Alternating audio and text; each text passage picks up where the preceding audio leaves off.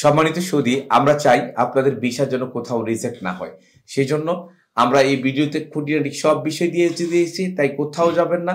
যারা প্রথমে মিস করছেন তারা প্রথম অংশ ভালো করে দেখে নেবেন, যারা এবং শেষ পর্যন্ত প্রতিটি কথা আপনি শুনবেন। জি, তারপরে কি প্রয়োজন? হ্যাঁ, আমরা যেটা বলতেছিলাম যা হচ্ছে পাসপোর্টের সাইন।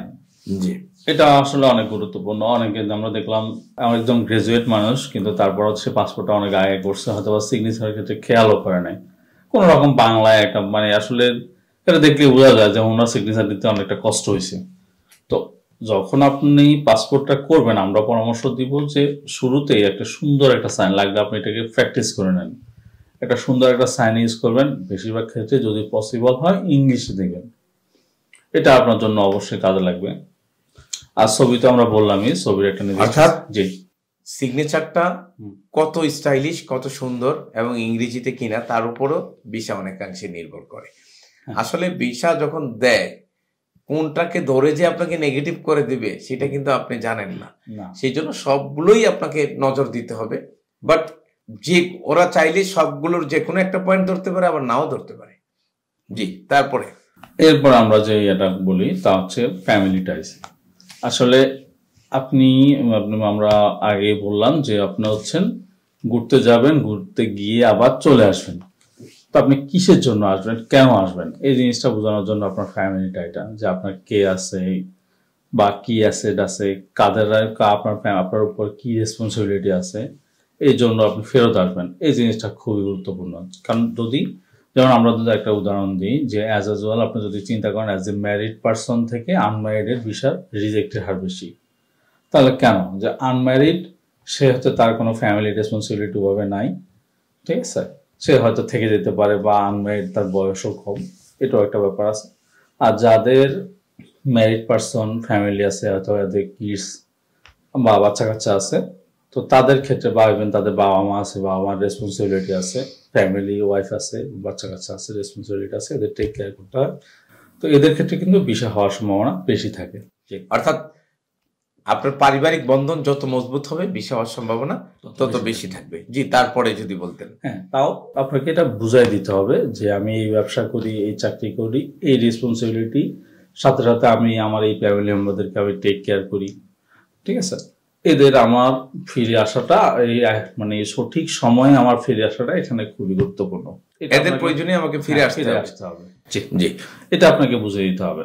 ওকে, তাহলে এর পরবর্তী পয়েন্টে আমরা চলে যেতে চাই। এরপর পরবর্তী ইয়াতে আমরা যেটাকে আলোচনা করব তা হচ্ছে কভার লেটার। আপনি যাই বলতেছেন, আপনার অনেক ডকুমেন্ট আছে, এটাকে সুন্দর করে এক পেজে আপনাকে সঠিকভাবে বিশ্লেষণ করে, এক পেজ না, আপনার ক্ষেত্রে 2 পেজে যেতে পারেন, তবে এর বেশি যাওয়াটা পারফেক্ট আমরা মনে করি না। কারণ হচ্ছে অনেক সময় বেশি অনেকে দেওয়া আছে যে 4-5 পেজ দিয়ে যায়, আসলে ভিসা অফিসারের একটু ধৈর্য গুলো না, সে আপনার এত বড় রচনা ভাবে পড়ার সময় করে সুন্দর করে যতটুকু মার্জিত ভাষায় এটাকে দেওয়া যায়, যে আপনি এই মানে কভার লেটারটা আপনার লাইফ স্টাইলের টোটাল হিস্ট্রিটা থাকবে, যে আপনি এই গ্রাজুয়েশন করছেন, আপনি এই দিন থেকে ব্যবসা করেন বা এই দিন থেকে চাকরি করেন, চাকরিতে আপনার এই রেসপন্সিবিলিটি, ঠিক আছে, আপনি এই স্যালারি পান, এই কাজগুলো করেন, এবং হচ্ছে আপনি এই ট্যাক্স দেন, আপনার এই জায়গা হয়তো বা এই জায়গা ঘুরতে যাবেন, এই তারিখে যাবেন, এই তারিখে চলে আসবেন, এবং এর ছাড়াও যদি আপনার আরো কোনো মানে এক্সট্রা কিছু থাকে, লাইক হচ্ছে আপনি যদি কোনো অ্যাসোসিয়েশন বা কোনো ব্যবসায়ী সংগঠন বা কোনো প্রফেশনাল সংগঠনের সাথে জড়িত বা কোনো সোশ্যাল ওয়েলফেয়ারের সাথে জড়িত, এটাও এখানে ইচ্ছে করলে মেনশন করে দিতে পারেন। তো এই টাইপের যাই আছে আপনাকে সুন্দর করে 1 থেকে 2 পেজের মধ্যে আপনাকে এটা বুঝিয়ে দিতে হবে। অর্থাৎ কভার লেটার বলে টোটাল আপনার একাডেমিক, আপনার পারিবারিক, আপনার ব্যবসায়িক, আপনার ফিনান্সিয়াল, আপনার ট্রাভেল হিস্টরি প্রিসাইজ করে 1 পেজে বা 2 পেজে লেখাটাই কভার লেটার, এবং সেটা ভিসা অফিসারকে অ্যাড্রেস করে লেখা, যাতে এইটার পরে ভিসা অফিসার আপনার সম্পর্কে একটি সম্যক বা পরিপূর্ণ ধারণা পায়, এইটা আপনার চেষ্টা থাকতে হবে। জি, এরপরও আমরা যেটা আলোচনা করব, সঠিক দেশ নির্বাচন করা, এটাও খুবই গুরুত্বপূর্ণ। সঠিক দেশ নির্বাচনের ক্ষেত্রে কিছুটা সিকুয়েন্স মেনটেন করা উচিত। সেটা কিরকম? মনে করেন আপনি আশেপাশের দেশগুলোতে ভিজিট করলেন, এরপর হয়তো ট্রাই করলেন আপনি হয়তো সেনজেনে ট্রাই করার জন্য। সেনজেন যদি আপনার হয়ে যায়, আপনি ভিজিট করে আসলেন, তাহলে আপনি হয়তো বা যেতে পারেন হয়তো কানাডা বা ইউএসএ বা অস্ট্রেলিয়া। এগুলো হয়ে যাওয়ার পরে ক্ষেত্র বিশেষে আপনি যদি যান, আর লাস্ট বাকি থাকে হচ্ছে আপনার ইউকে বা জাপান, এই টাইপের কান্ট্রিগুলা। তো এভাবে সঠিক সিকুয়েন্স মেনটেন করা, আবার ক্ষেত্র বিশেষে সঠিক দেশটাও নির্বাচন করা। যেমন যদি আমরা স্যানজেনে, তো আপনার 27টা দেশ যে কোনো দেশে অ্যাপ্লাই করতে পারেন। হয়তো কিছু কিছু দেশ আছে যেটা এখনো দিল্লি দিয়ে আছে ভিজিট ভিসা, হয়তো অদূর ভবিষ্যতে চলে আসবে আমরা আশা করি। তো কিন্তু যেমন এই যে আমরা যদি একটা স্পেসিফিক বলতে চাই, যেমন ইটালি অ্যাম্বাসি প্রচুর ওয়ার্কারের আবেদন তারা রিসিভ করে। তো এই কারণে তারা ভিজিটগুলোকে ওভাবে আসলে অ্যাকসেপ্ট করে না, বা আগে যেটা অ্যাপয়েন্টমেন্ট ছিল সেটা, মানে আগে অ্যাপয়েন্টমেন্ট ছিল না, আপনি সরাসরি আবেদন করতে পারতেন, কিন্তু এখন অ্যাপয়েন্টমেন্ট লাগে, প্লাস হচ্ছে তারা ভিজিট, মানে ওয়ার্কারগুলো অনেকদিন ঝুলাই রাখে। তো তারা আসলে ভিজিটটাকে ওভাবে প্রায়োরিটি দেয় না, ইভেন তাদের ভিসা রেশিও অনেক কম। তো এইভাবে আপনাকে দেশ নির্বাচনের ক্ষেত্রে খেয়াল রাখতে হবে। আর যেমন এখন বর্তমানে সুইডেনের আবেদনটা এখন উইন্টারের কারণে একটু আবেদন কম পড়ে, কিন্তু এছাড়া অন্য সময় অ্যাপয়েন্টমেন্ট ছিল না, তখন কিন্তু প্রচুর আবেদন পড়তো, ওই সেবা ভিসাও আসতো, কিন্তু ওভারঅল যদি আমরা রেশো চিন্তা করি তাহলে খুব বেশি আসতো না। তো এইটা আবার সুইডেনের রিসেন্টলি একটা নিয়ম করছে, আপনার 17 তারিখ থেকে তারা অ্যাপয়েন্টমেন্ট করে দিছে, যেটা আগে টোটালি অ্যাপয়েন্টমেন্ট ছিল না। তো এইভাবে ওভারঅল দিক বিবেচনা করে আপনাকে দেশটা নির্বাচন করতে হবে। আর আসলে দেশটা নির্বাচন করাটা খুব কঠিনও কিছু না, আপনাকে যেটাকে যে কোনো একটা দেশ নির্বাচন করে এটাতে আপনি বেশি দিন থাকবেন, আপনাকে ওইভাবে প্ল্যান করে আপনি ভিসাটা নিয়ে নেন। পরবর্তীতে আপনার থাকার সময় এবার যে দেশ ভালো লাগে ওই দেশে যাই ঘুরেন, বা কোনো সমস্যা নাই, এটা নিয়ে কেউ হেডেক করবেন না যে আপনি এই দেশে বেশি থাকছেন না এই দেশে কম থাকছেন। কারণ আপনি যখন স্যানজেনে ঢুকবেন, আপনার ফার্স্ট যে এন্ট্রিটা হবে ওখানে ইমিগ্রেশন হবে, আর যে দেশ থেকে বেরিয়ে যাবেন সেখানে ইমিগ্রেশন হবে। আচ্ছা, যে দেশ, যে কোনো দেশ থেকে বেরোতে পারবে, কিন্তু ঢুকতে হবে যেই দেশ থেকে ভিসা নিচ্ছে সেই দেশ দিয়েই। হ্যাঁ, ঢুকতে হবে যে দেশ থেকে ভিসা নিচ্ছে ওই দেশ থেকে। তবে আমরা দেখছি অনেকে এর বাইরেও ঘুরছে, মানে ঢুকছে, কিন্তু তখন তাকে প্রচুর কোশ্চেন করতে হবে, মানে কোশ্চেনের সম্মুখীন হচ্ছে, তুমি ওই দেশে ভিসা নিয়েছো কেন, ওই দেশ থেকে আসতো। তার মানে যেই দেশ থেকে ভিসা সেই দেশে ঢোকাটাই এটা আপনাকে ওই দেশে দেওয়াটা বেস্ট।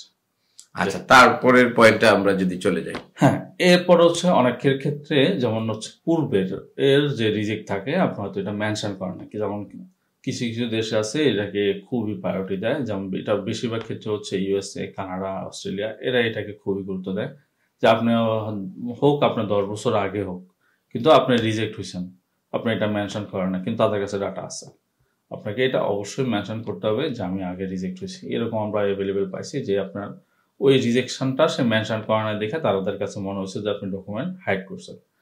আর উন্নত দেশগুলোতে এই আর একটা সমস্যা যে আপনি একবার একটা মিথ্যা বলছেন, তো তারা সবসময় আপনাকে কিন্তু এইটা ওইভাবেই চিন্তা করবে যে একবার মিথ্যা কথা বলছে, মানে যে কোনো সময় বলতে পারে।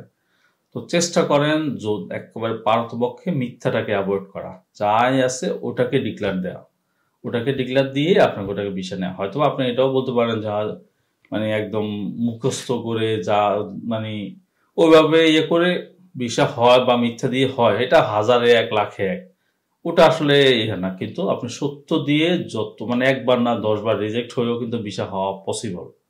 তো মিথ্যা দেওয়া যাবে না, কোনো কিছু হাইড করা যাবে না। আচ্ছা, তো আলহামদুলিল্লাহ আমরা অনেকগুলো চমৎকার চমৎকার পয়েন্ট শুনেছি।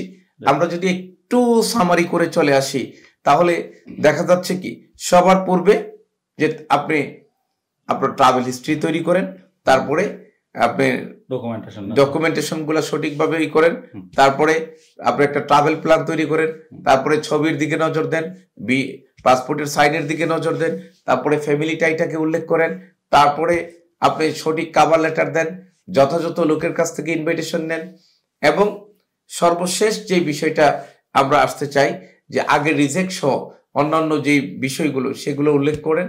আমার মনে হয় এভাবে যদি কেউ চিন্তা করে তার ভিসা অ্যাপ্লিকেশনটাকে বারবার যাচাই করে, তাহলে ইনশাল্লাহ তার রিজেক্ট হওয়ার সম্ভাবনা খুবই কমে যাবে। আমরা চাই আপনার ব্যক্তি জীবন সুন্দর হোক, পারিবারিক জীবন সুখ আনন্দময় হোক, মানুষ ব্যবসায়ী বা ক্যারিয়ার যেখানে আছেন সেখানেই সফল হোক। আল্লাহ হাফেজ। আসসালামু আলাইকুম।